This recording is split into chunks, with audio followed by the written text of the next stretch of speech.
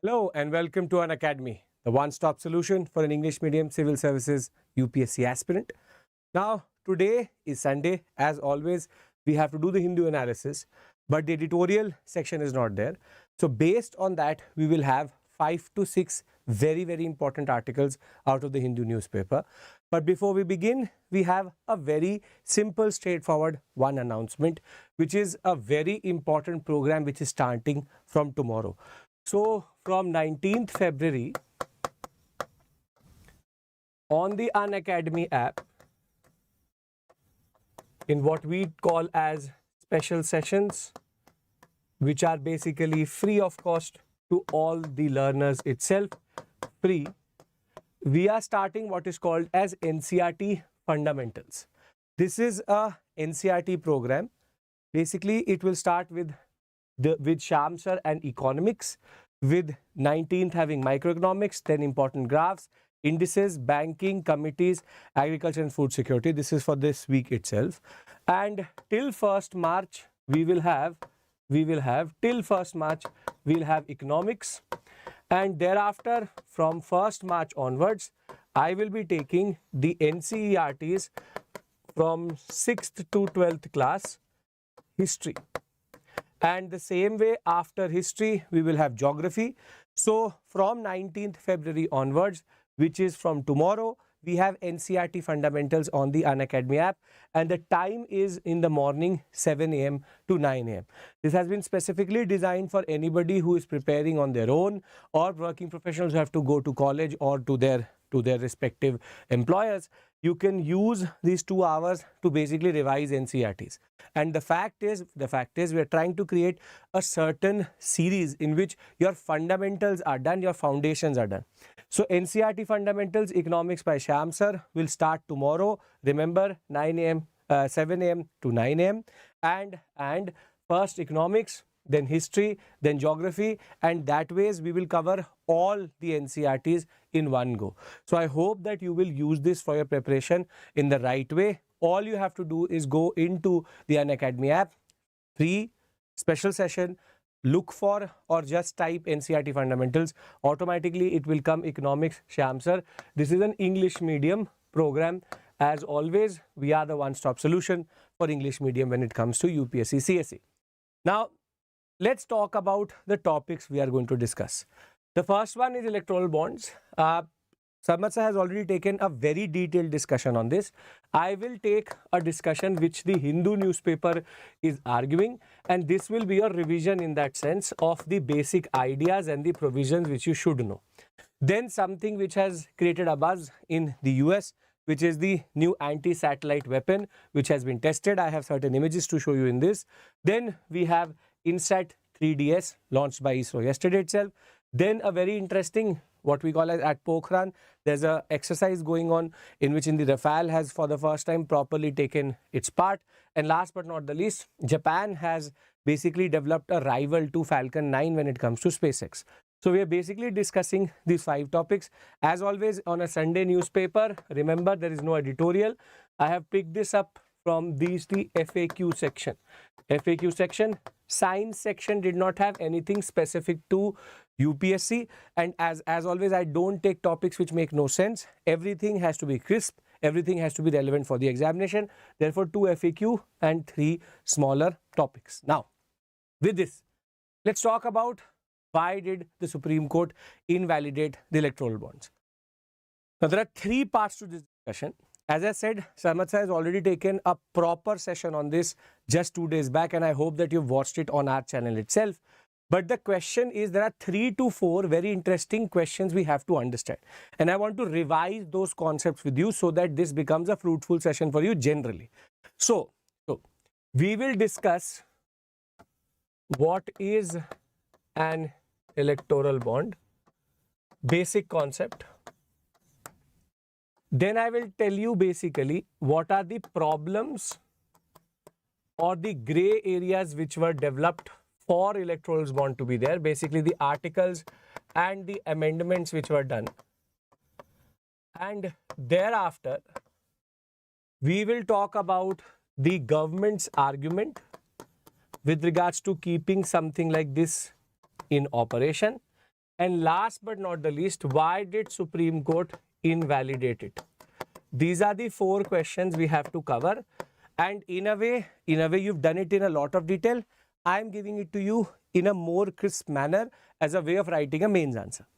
Now, with regards to the first question, as always, the basic gist, then the nitty-gritty, the topics, the points made in the article itself, and then we'll go to the summaries. As always, 2 to 3 summaries within the same class. So, basic gist, first question. What is an electoral bond? And the exact terminology which would be expected for you in the examination, it is a promissory note. It is a promissory note, or sometimes called, it is like a promissory note, what is called PN, but it is also called a bearer's banking instrument. Now, what does bearer mean here?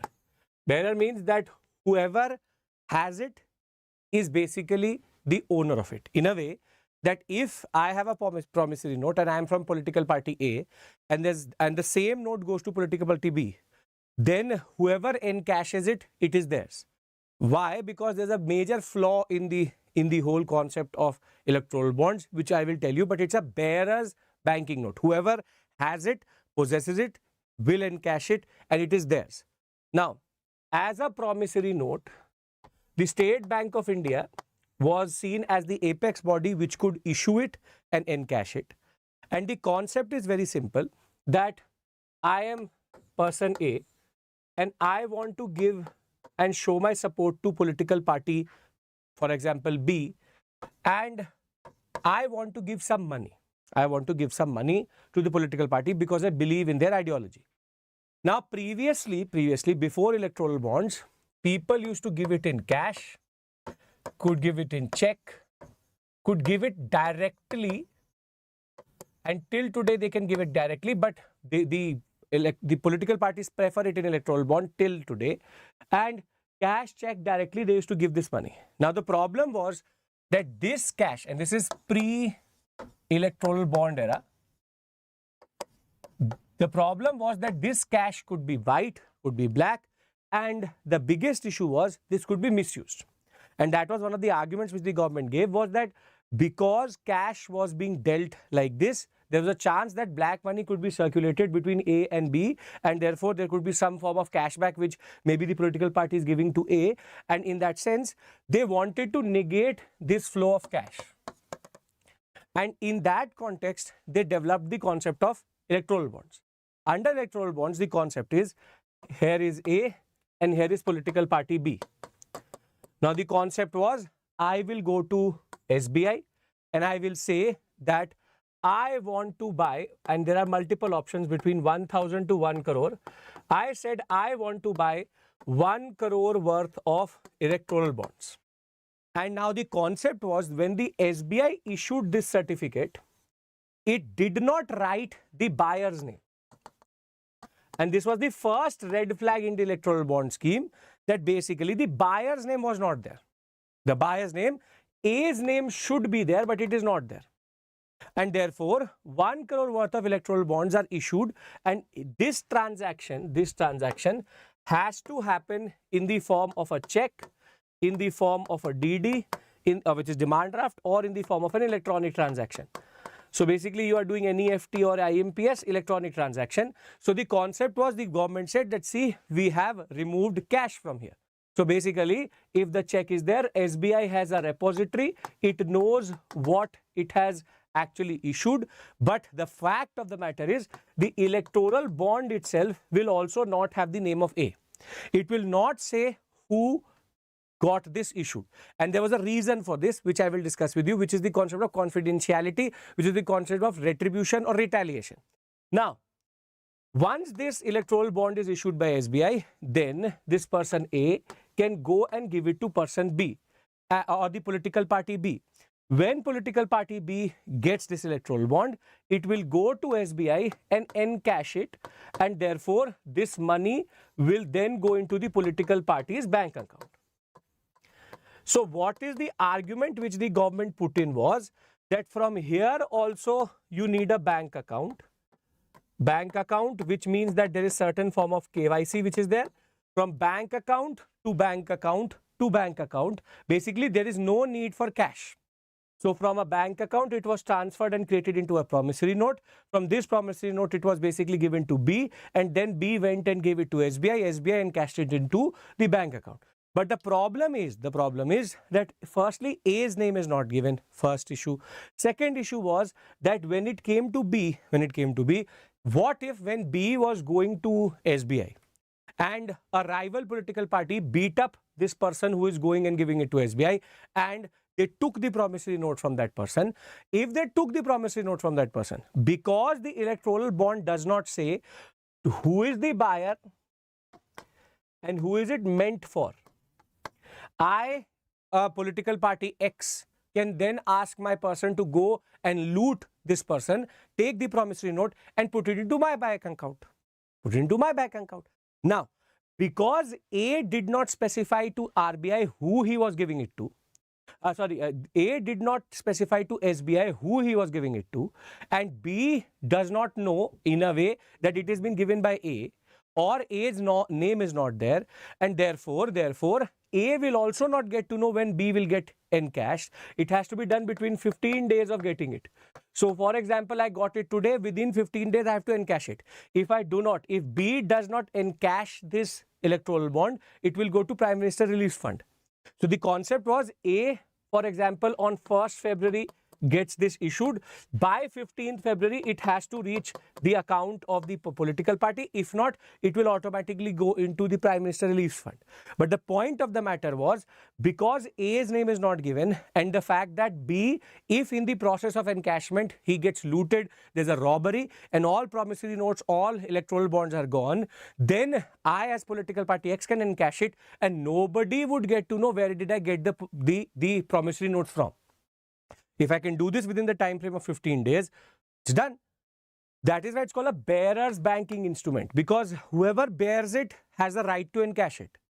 So as you can see, it is quite a confusing system, but more than that, it is quite an opaque system. The word which Sarmat sir also used was, it's an opaque system. The opaqueness of it is that the fact of the matter is the buyer's name is not there, and who is it meant for is also not there. The fact is, it is a transaction between A and B. However, SBI is the intermediary here. SBI gives you this electoral bond and this electoral bond goes to B. But B has to encash it within 15 days. But because it does not bear the name of A or B, then therefore anybody can encash it. So this is basically the concept of electoral bonds. Electoral bonds, the first question I told you, what is the first question? What is an electoral bond? And the answer to that question, it is a promissory note or a bearer's instrument. And the concept, very, very simple. Very, very simple. It is a transaction between A and B. B is the political party. And the concept was that you have to go to SBI. You have to give a certain amount of money in check or in the form of demand draft or electronic payment. And thereafter, SBI will issue an electoral bond. That electoral bond will be given back to A. A will take this electoral bond and give it to B. And when this electoral bond will reach it to B, he will give it to the SBI. And the SBI will thereafter encash it into B's account. That is basically the whole concept itself. There are certain safeguards into this. Who can be, I'll tell you. But the basic point is, A is the one who wants to give the money. He's the buyer. And B is the one who wants to encash it. But the problem was that this electoral bond did not have the name of A or B, and the basic point is it is being circulated as a bond, and therefore it is a bearer's instrument, so whoever has it can encash it. So SBI becomes the nodal agency, and the basic point is everything is happening in electronic transactions and it is going to account, and that was the argument which was given. This is basically the system. Not all political parties could take an electoral bond. If you have got 1% of the votes in the last general elections or assembly elections, then only 1% of the votes, not 1% of the seats, 1% of the votes in the last general election. But the basic point is we don't have, it's a dead letter, but the point is we need to understand why did the Supreme Court struck it down. So I have explained to you what is an electoral bond, and I have explained this concept to you. A goes to SBI, gets an electoral bond, then A is given to B, B then encashes it via getting it into his account. That is, it's a promissory note and it is a bearer's banking instrument. Now, I hope this part of the discussion is totally clear to you. This you would have got from different sources also, and I have also explained it to you in the very simplest manner possible. Now, the second aspect was when it came to political party funding. When it came to political party funding,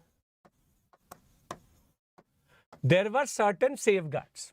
There were certain checks and balances. There were certain safeguards, and under those safeguards, you basically had to disclose a lot of things. You had to disclose a lot of things. So you had Article 13A. You had the concept of the 29C, and you had 182.3 because I'll that's 182.3. 1 second, it should not looking like a 3. Now, see, this person who is the buyer could be a company, non-governmental, could be a person. So basically, if you look at it, there are multiple provisions which come under this. IT Act, thereafter Representation of Peoples of India Act, and you also have Companies Act. Companies Act. So there are multiple provisions which basically are coming under the ambit of this concept. Just to be very clear, it is 13A of the Income Tax Act. Thereafter, it is 29C of the Representation of Peoples of Representation of People Act. Thereafter, 1951, and it is 182.3 of Companies Act. I'll write it down here also. This is IT Act, Income Tax Act. This is Representation of People Act itself, 1951, and thereafter this is Companies Act. Now, all three had certain safeguards when it came to political party funding. Now, when it came to 13A said that any political party, if it gets less than 20,000 rupees as a donation, there's no need to keep a repository.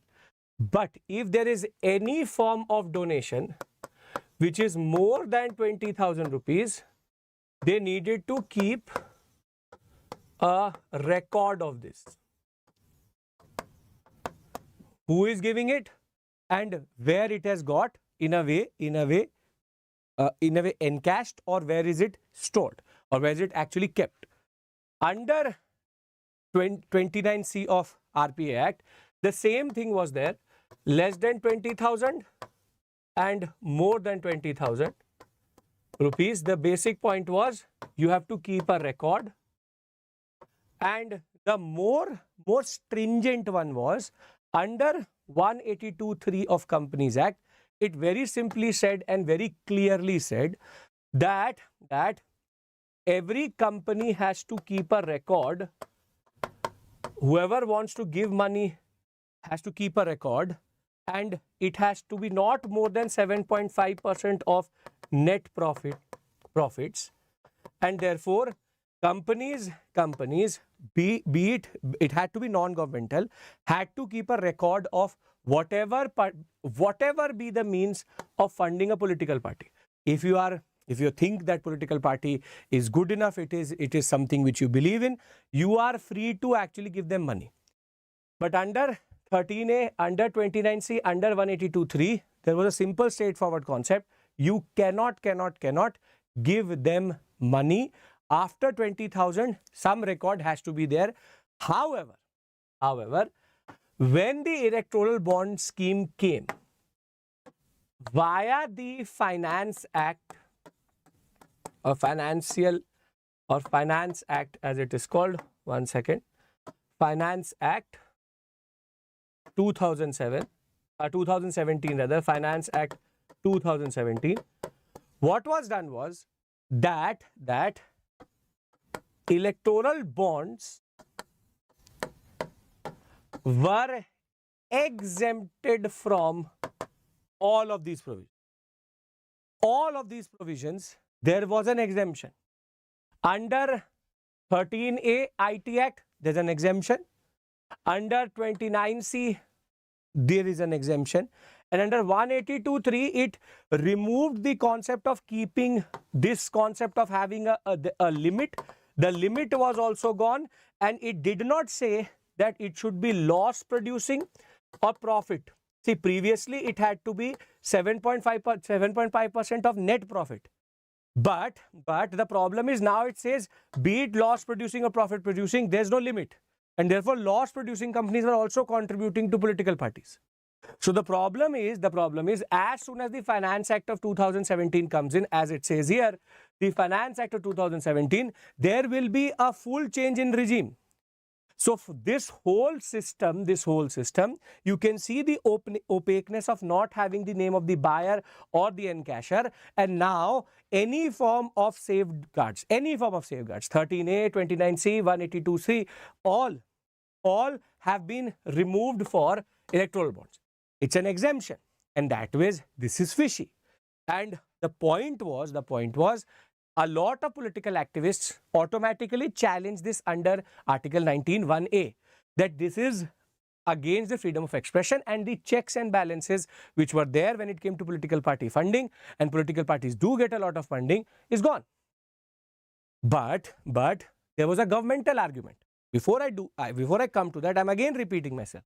The fact of the matter is that an electoral bond, the first question was electoral bond. What is an electoral bond? It's a promissory note. It's a promissory note. If you want to give certain amount of money to a political party, you go to the SBI, get an electoral bond, then give it to the political party. Political party is going to give it to SBI to get it and cash into the account.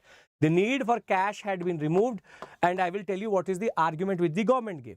But the concept is very simple, that when it came to the way it was going to get checked, the checks and balances, there were multiple checks and balances before the concept of electoral bonds came in, and all of them were removed. And what was done was all of them were given exemption on electoral bonds. You don't have to disclose, you don't have to keep a record, and loss or profit doesn't matter. Companies can automatically contribute without any limit in that sense. That is the problem here. That there is so much gray area, there is so much of opaqueness that there is a problem. Now, what was the government's argument?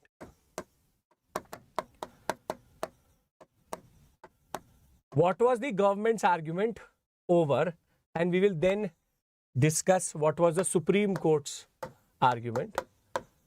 The government's argument was very simple.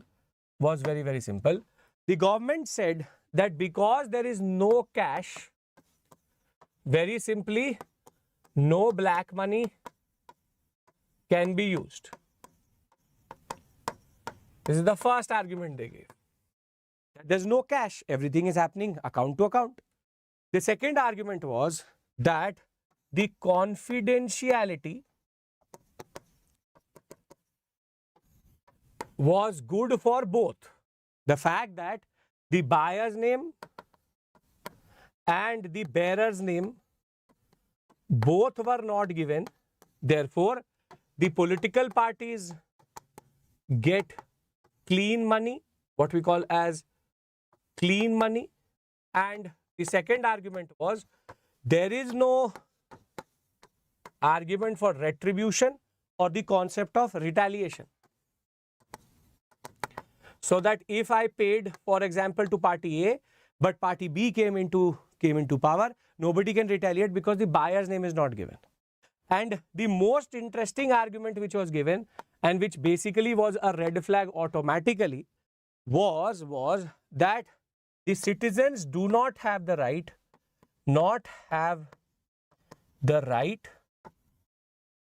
to know political party funding. And this is where basically you can see that no political party said nothing because all of them get benefited from the scheme. And the government argued that when it came to the funding of political parties, the citizens don't need to know. It's a transaction between two individuals, two entities, therefore it should be confidential. So the basic point is, they said only white money is there, confidentiality good because clean money comes to the political parties, and no retribution, retaliation by the parties if a donor gives money to the one and the other one wins, there is no retaliation. This was a good point. But thereafter they said no right to citizens to know what is the basic funding to a political party, and therefore there's a proper opaque system. Then all safeguards are removed, and the argument is also based on that you should not care. It is not your problem, it is the government's problem. Now, based on all of this discussion, now I put in close to 25 minutes into this.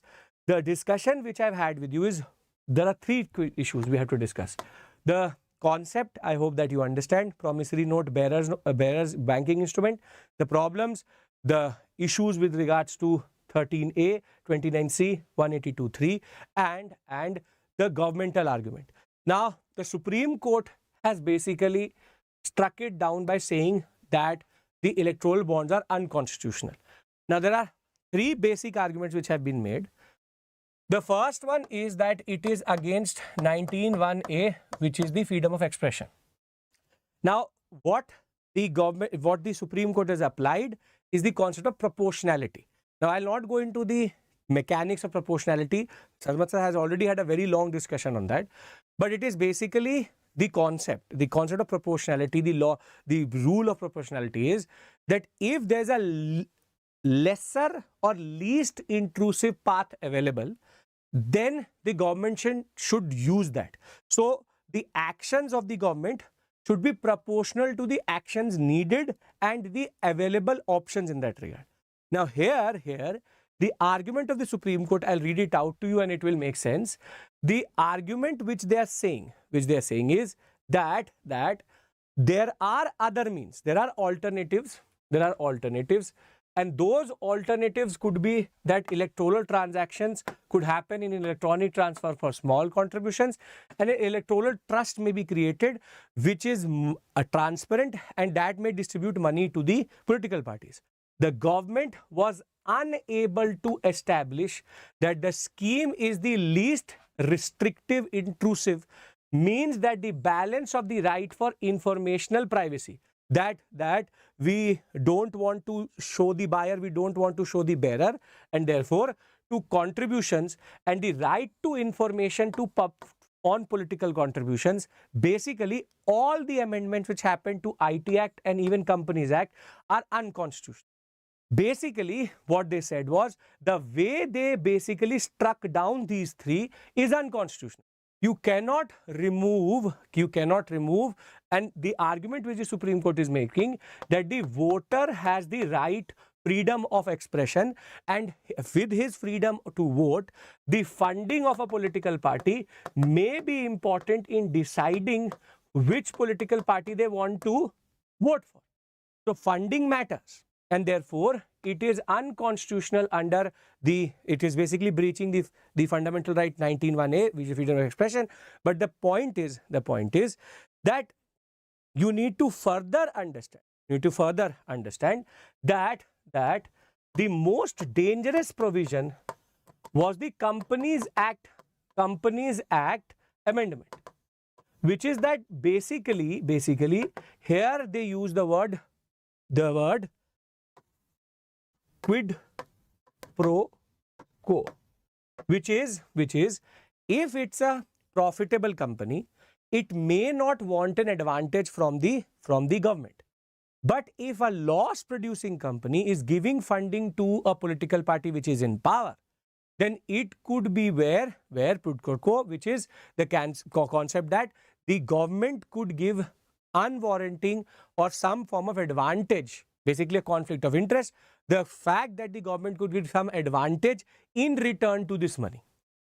So the Supreme Court's argument is very, very straightforward, that the government had better options for political funding, and the amendments themselves were unconstitutional, and in a way, the way this has been implemented is extremely opaque.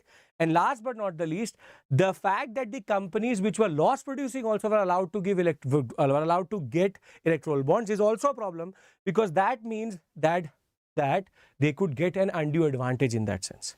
So for the past half an hour, I've been telling you this concept in the least detail possible, but for a mains level understanding, there's a much longer story which has been dealt with in a separate video altogether. But again, I'm trying to give you the basic arguments. Now, what I'll do is I'll read out the basic arguments from the article itself, and then I'll give you a full summary for all of this. So the context is, it is a promissory note. It is a bearer's banking instrument which does not have the name of the buyer or the pay. A citizen or a company could buy these bonds from 1,000, 10,000, lakh, 10 lakh, 1 crore and donate it to a political party. It can be encashed only through a bank account with the authorized bank, and the authorized bank was State Bank of India, where you can encash these bonds itself. Now, under Article 13A of Income Tax Act, political parties must maintain records of contributions above 20,000. That was the previous concept. Under 29C of Representation of the People Act 1951, parties should prepare a report on the contribution in excess to 20,000 from any person or company in a fiscal year. Thereafter, under 182(3), the Companies Act were required to disclose details of contributions to political parties, including the amount of party in the name and its profit and loss account. Basically, in profit and loss account, in P&L, they have to show the contribution they've made it to a political party. However, after the Finance Act of 2017, the first exemption was given to 13A. Then the second exemption was given to 29C, and the third exemption was given to 182(3). All three acts which had a certain check and balance, that was removed. Thereafter, further, the government's argument was that because there is no cash, it is in a non-regulatory environment, but now it is a regulatory environment with no cash, only what we call as non-black money or clean money is coming into the system. Confidentiality is good for clean money for political parties. Further, because there's no name, anonymity gives a way of no fear of retribution or coercion or retaliation. And the biggest point which the government made was that government said that generally citizens did not need to have a general right to know about the funding of political parties. This was the argument. Now, I told you, the donor's anonymity was the main feature which was seen as a very big thing, was basically called unconstitutional. That the fact that these bonds are important way of funding after 2018, the fact of the matter is that the information about funding to a political party is essential for a voter to express the freedom to vote in an effective manner. Electoral bond scheme infringes on the right to information by anonymizing, or what we call as removing. It is making everything anonymous. That is anonymizing contributions through bonds, violating 19(1)(a), which pertains to freedom of expression. Now, as I said, the concept of proportionality was also applied. Alternatives were there, but the government was not able to establish. But the dangerous provision is this. Companies Act, the scheme allowed both profit-making and loss-making companies to make political contributions. Earlier, they could only donate a percentage of their net profit, and this could be quid pro quo, in which there is more or less a chance that the government would give some form of advantage to that company in that regard. Now, before I move on to the smaller topic, much easier topic, let me give you a basic summary of all of this. This is how you are going to make it in your notes. This is how you're going to write it in the examination. So here we will start with understanding electoral bonds are like promissory notes, or what we call today as bearer's banking instrument.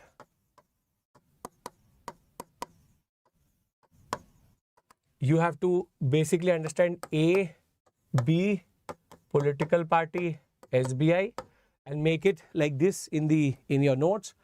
A goes to SBI with check, DD, or the concept of electronic transaction. SBI is going to then issue an electoral bond on which the name of A is not given. This electoral bond will be given to A will give it to B, and thereafter B will give it to SBI, and SBI will encash money to B's account. And here B is basically a political party. Please remember this point clearly. So this is the way this whole system works. And as I said, 1% of votes, and the concept of only electronic transactions or check-based transactions are allowed. But bearers instruments, so anybody can take this and encash it in their name. Thereafter, there were certain safeguards.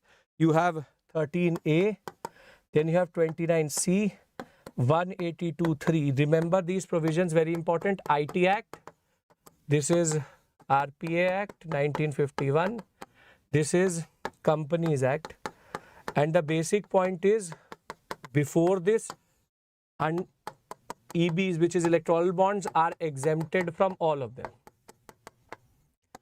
And the Supreme Court has deemed this as unconstitutional. This is unconstitutional.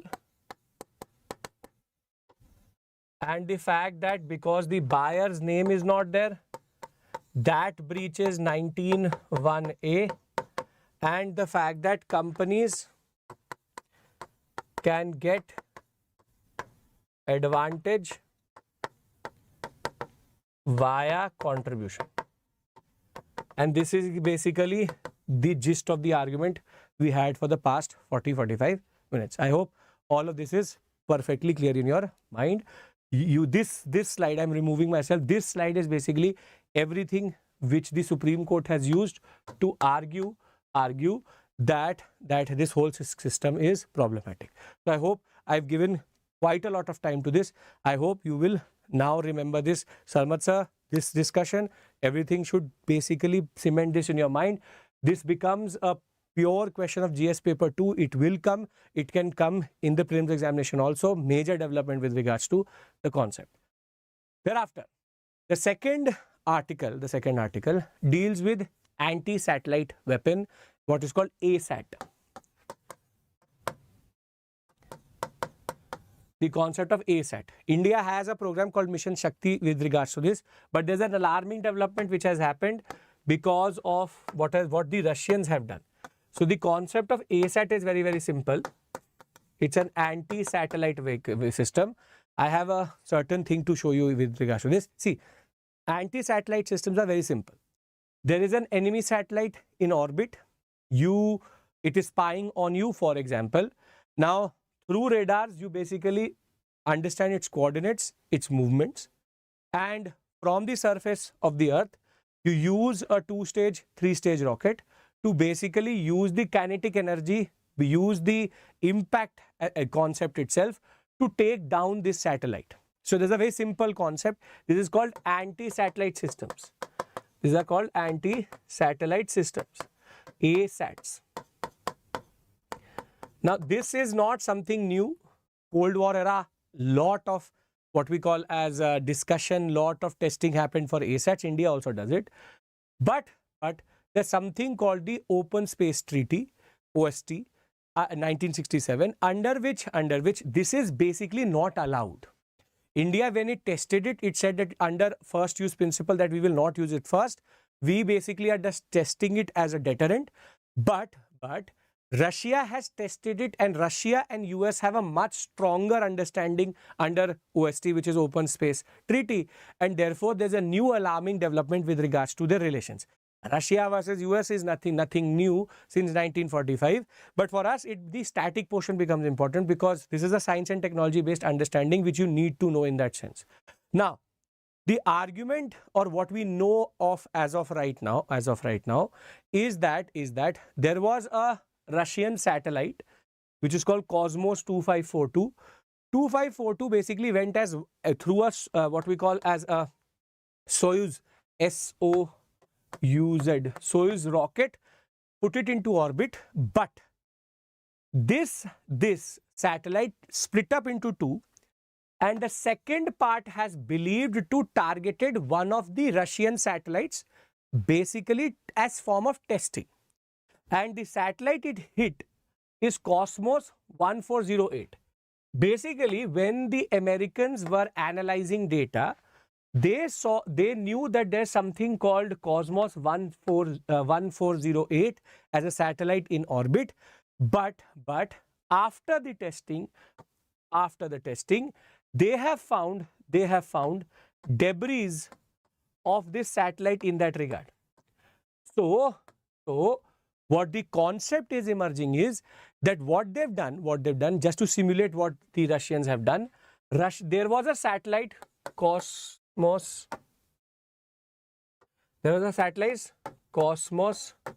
1408 which was in orbit, and basically it was nearing its basic operational life. So what the Russians did was they launched a satellite which had two parts to it, disguising it as one satellite itself. This has been named as Cosmos, what we call as 2542. This is Cosmos 2542, and basically what happened was that this satellite split up into two. One is the main and the other one the smaller, and this smaller vehicle has, through a projectile weapon or something related, now the details with regards to that is not clear, through this projectile weapon destroyed this satellite. This is basically what has happened. So Cosmos 2542 and Cosmos 1408 is basically involved. Now, as I said, anti-satellite vehicles are nothing new. It is nothing new in that regard that there is a two-stage, three-stage rocket. This is more a straightforward concept. The Russians, why people are concerned is they disguised it as a basic rocket concept like ISRO does it. But rather it was an ASAT test performance or ASAT demonstration. And therein there is certain confidentiality, there is a certain thing where you have to disclose what you're doing, which the Russians did not do. And therefore, a more direct system works like this. Here they basically played with the concept of using a very old satellite to check if their technology is working or not. Now, what is the underlying concept here? See, when it came to the USSR, when it came to the Americans, there was a lot of testing which used to happen during the Cold War period when it comes to ASATs, which is anti-satellites, what we call as anti-satellite technology itself. And the weapons performance was done both sides. Very ominously and very popularly, it was called the Star Wars system in that regard. But the basic point was the kinetic energy of the projectile is used to knock off the satellite. However, now the problem is that once a satellite disintegrates into orbit, it leaves a lot of debris.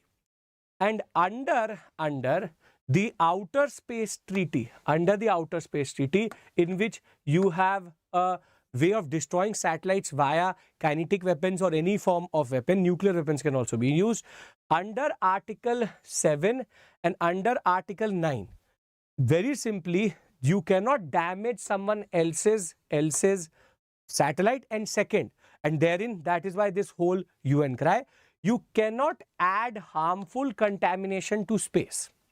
And this is where the Russian satellite testing is problematic. Because if you look at it, this debris is now contamination in orbit. And debris into our outer space itself has become a major problem in the larger context. And therefore, the point of the matter is very simple. ASATs are not illegal. ASAT concept is also not illegal. ASAT testing has happened quite a lot. But the problem is, first, it was done covertly. And second is that now there is debris of Cosmos 1408, which is going to now circle the Earth. And that becomes a problem for generally other launches. and therefore it is Article 9 which has been violated by doing something like this. So what you have to remember here, very simply, we don't have to go into Russia and American politics, is see, OST, Outer Space Treaty, and under that you have to remember Article 7 and Article 9, which is more important. Article 7 says cannot damage someone else's, but Article 9 says cannot add contaminations into the Earth's atmosphere and Earth's orbit in that regard. The more interesting discussion, which is of no purpose to us, is that how do ASATs become a bigger problem? See, ASATs, till they have basic kinetic energy based weapons, it's okay. But if you start to add nuclear weapons to the ASATs, then what it does, it has what is called as EMPs. EMPs are electromagnetic pulses. So for example, there's a very big explosion which happened here. 1.5 kilotons worth of nuclear bomb was detonated in destroying a satellite. Now what will happen is it will basically send ripples across the orbit in the form of electromagnetic pulses. EMPs they're called. And the problem with EMPs is that it does not have immediate impact. EMPs can impact other satellites also.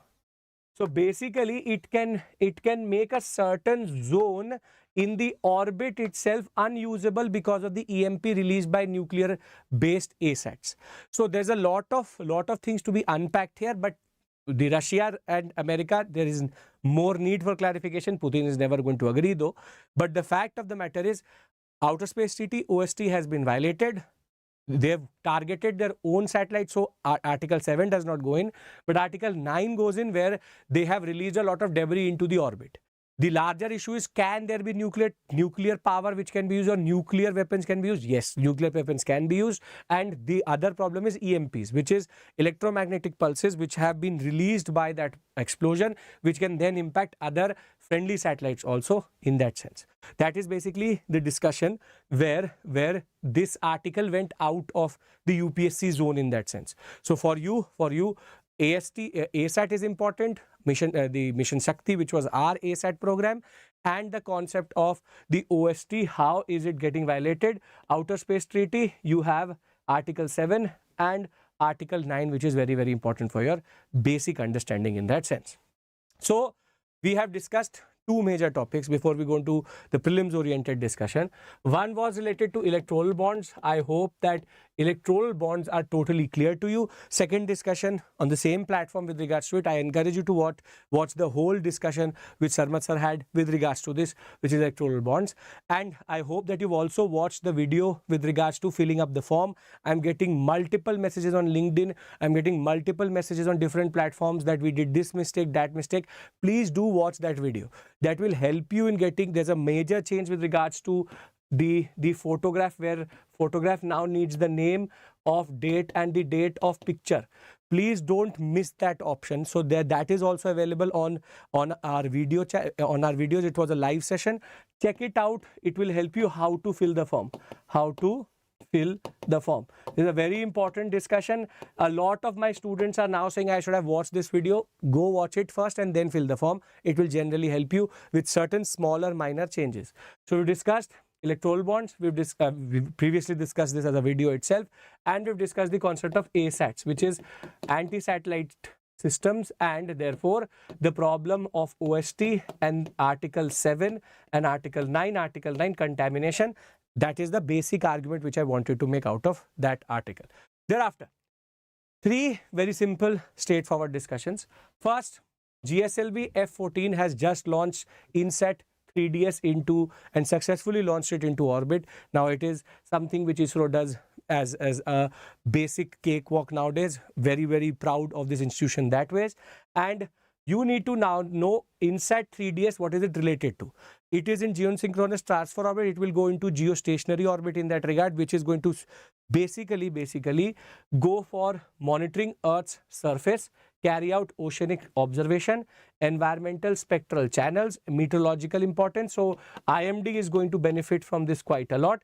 And as we have discussed previously also, IMD needs more information. So INSAT 3DS into orbit. It's a weather satellite, very, very important that way. Thereafter, At Pokhran, there was multiple explosions, and it was because the Indian Air Force is performing its exercise called Vayu Shakti. Very straightforward. That was very straightforward. That was Vayu Shakti, in which the Rafale Apache helicopters for the first time and the Prachand light combat helicopter all took part. You have to remember only this: Vayu Shakti is not an exercise with someone else. It is an internal exercise in that regard. Last but not the least, Japan has successfully launched H3, which is basically a Falcon 9 SpaceX rocket rival in delivering cargo to moon bases if needed. It's a heavy rocket. That is why it is very, very important. So Japan is mostly not in the news for, though JAX is mostly in the news for the past 6 to 7 months, not in the news with regards to any launches. So H3 is there. Remember, H3 is their rocket category in that regard, and that is discussion again we needed to have. So 3 simple satellites, quite a lot. ASAT we discussed INSAT, we discussed H3. Remember these.